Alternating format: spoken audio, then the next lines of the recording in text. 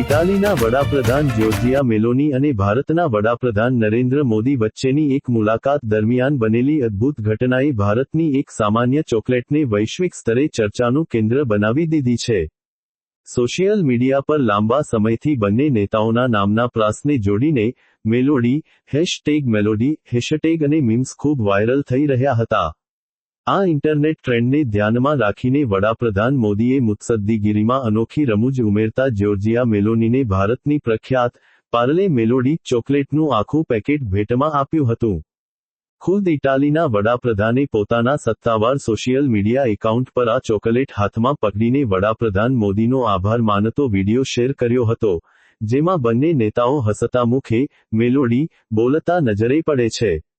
Global ડિપ્લોમસીની આ સૌથી મીઠી અને મજેદાર ક્ષણ બાદ હવે પાર્લે મેલોડી માત્ર ભારતીયોના બાળપણની યાદો પૂરતી મર્યાદિત નથી રહી, પરંતુ તે આંતરરાષ્ટ્રીય સ્તરે પણ ભારતની અનોખી ઓળખ બની ગઈ છે. મેલોડી એ ભારતની એક એવી ચોકલેટ છે જેણે પોતાના અદ્ભુત સ્વાદ અને એક પ્રખ્યાત સવાલથી વર્ષો સુધી દેશના કરોડો લોકોના દિલ પર રાજ કર્યું છે. પાર્લે કંપની દ્વારા બનાવવામાં આવતી આ ચોકલેટ ભારતીય મધ્યમ વર્ગના લોકોના જીવન સાથે એક અનોખા પ્રતીક તરીકે જોડાયેલી છે.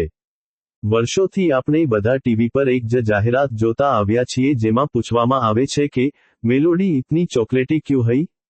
અને આ સવાલનો જે જવાબ આપવામાં આવે છે તે પણ એટલો જ રસપ્રદ છે કે મેલોડી ખાઓ ખુદ જાન જાઓ.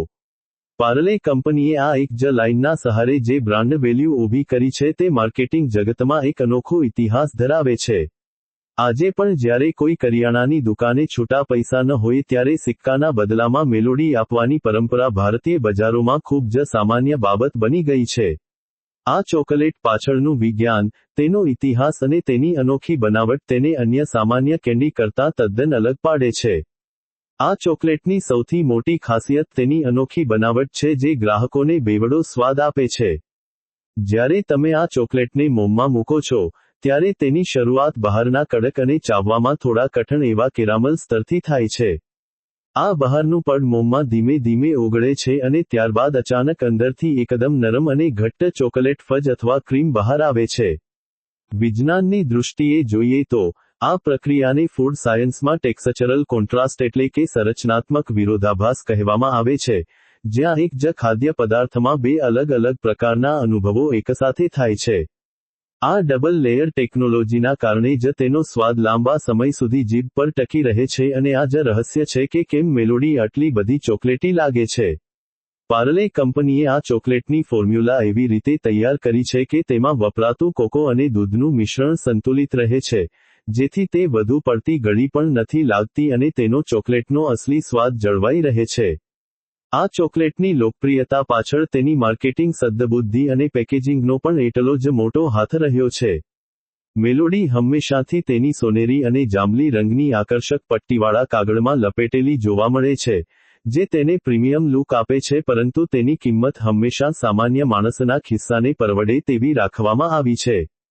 શરૂઆતના સમયમાં આ ચોકલેટ માત્ર 50 પૈસામાં મળતી હતી અને ત્યારબાદ લાંબા સમય સુધી તે ₹1ની કિંમતે વેચાતી રહી છે, જે ભારતીય બજારમાં તેની પકડ મજબૂત રાખવાનું મુખ્ય કારણ છે.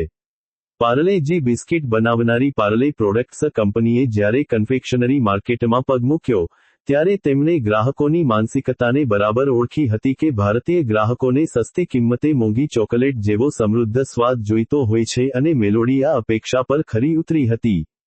સાંસ્કૃતિક રીતે જોઈએ તો મેલોડીએ ભારતીય પોપ કલ્ચરમાં પોતાનું એક ચોક્કસ સ્થાન બનાવી લીધું છે. શાળાના દિવસોમાં જન્મદિવસની ઉજવણી દરમિયાન વર્ગખંડમાં મિત્રોને વહેંચવા માટે મેલોડી એ શિક્ષકો અને વિદ્યાર્થીઓ બંનેની પહેલી પસંદ રહી છે. એટલું જ નહીં, પરંતુ મીડિયા અને સોશિયલ મીડિયાના જમાનામાં પણ તેના સ્લોગન પર હજારો મીમ્સ અને જોક્સ બનતા રહે છે, જે દર્શાવે છે કે આ બ્રાન્ડ લોકોના રોજિંદા જીવન સાથે કેટલી હદે વણાઈ ગઈ છે. આજે બજારમાં સેંકડો વિદેશી અને મોંઘી બ્રાન્ડ્સ ઉપલબ્ધ હોવા છતાં, મેલોડી પોતાના અસલી દેશી સ્વાદ અને અનોખા ડબલ લેયરના કારણે નવી પેઢીમાં પણ એટલી જ લોકપ્રિય છે. ટૂંકમાં કહીએ તો વડાપ્રધાન મોદી અને ઇટાલીના વડાપ્રધાન મેલોની વચ્ચેના ગિફ્ટ વાયરલ કિસ્સાથી વૈશ્વિક સ્તરે ચમકેલી પાર્લે મેલોડી એ માત્ર ખાવાની ચોકલેટ નથી પરંતુ તે ભારતના મધ્યમ વર્ગના સ્વાદ, સસ્તા દરે ઉત્તમ ગુણવત્તા આપવાની કંપનીની કુશળતા અને ભારતીયોની સુખદ ક્ષણોનું એક સુંદર મિશ્રણ છે.